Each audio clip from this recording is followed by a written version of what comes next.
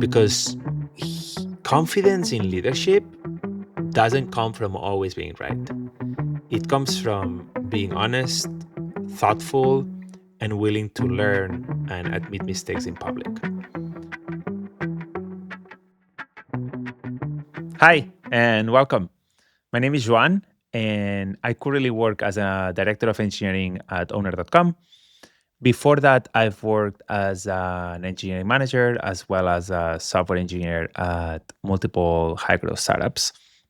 And this is a podcast where I want to talk about engineering leadership, focus on the practical side of both building and leading software teams in fast moving environments.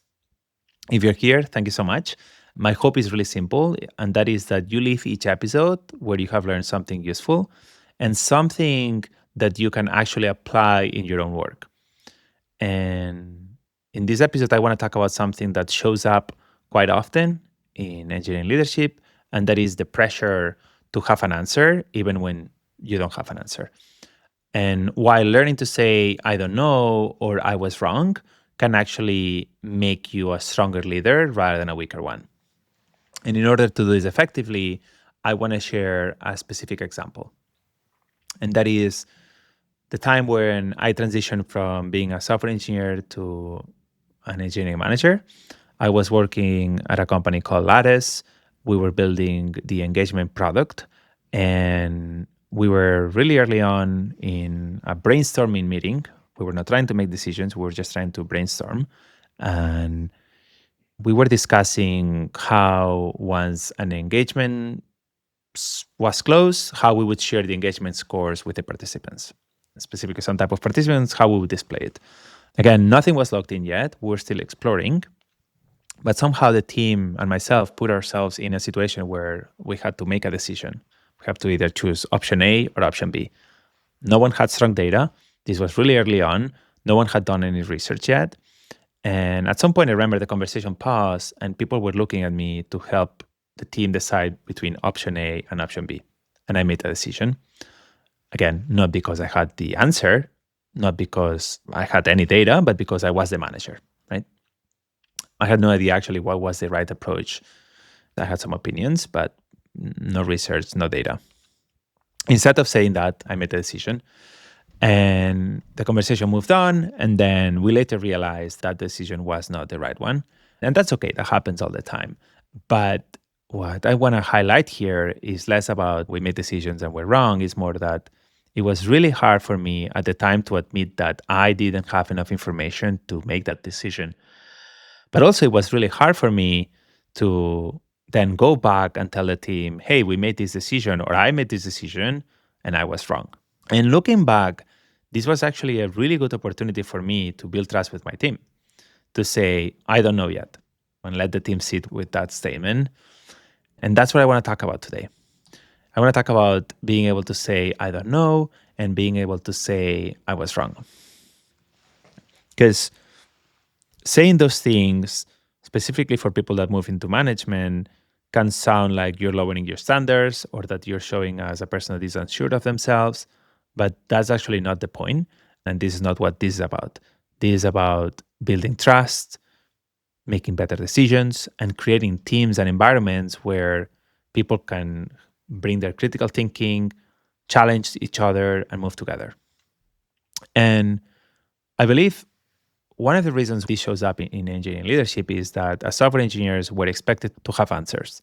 We're expected to solve challenging problems. We're expected to unblock others.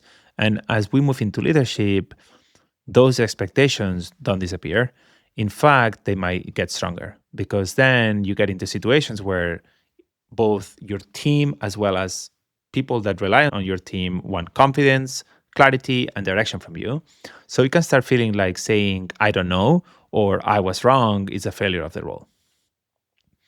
But in my experience, pretending to know when you don't know and not admitting your mistakes doesn't create confidence, right? It creates fragility because teams sense it. Teams understand and can sense when you're just not really confident of what you're proposing. And they learn that certainty matters more than critical thinking. and that decisions shouldn't be questioned once they're stated. In contrast, what I've observed is that leaders who can calmly say, I don't know yet, or hey, I think I was wrong, create a much better environment. One where it's safe to think out loud, to explore, to change the course when needed. This environment that you create doesn't mean that you're showing up as an indecisive person. It doesn't mean also avoiding responsibility. It means that you're being honest about the reality, right?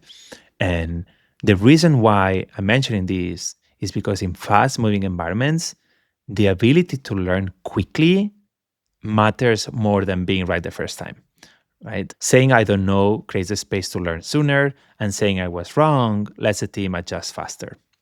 And over time, this allows teams to move quickly without breaking trust on each other.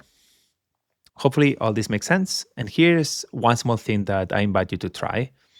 Choose a meeting where you're expected to have answers. Maybe it's a planning meeting, a design review, or a kickoff of a project. And the next time that you are in those situations and you feel that pressure to make a call, pause for a moment. And if you feel that you actually don't have enough context, you can say that out loud. You can say something as simple as, I don't know yet, I need to think about this, or I don't have enough information to make a good call right now, I'll follow up with you. Once you do that, pay attention to what happens next, how the team responds, and how the conversation and the dynamic changes. In my experience, people and leaders who do this consistently don't lose authority, they actually gain it. Because confidence in leadership doesn't come from always being right. It comes from being honest, thoughtful, and willing to learn and admit mistakes in public. That's all what I have for you today. Hopefully, some of the things that I said were useful and resonated with you. Thank you so much for listening. I will be back with another idea soon. Take care.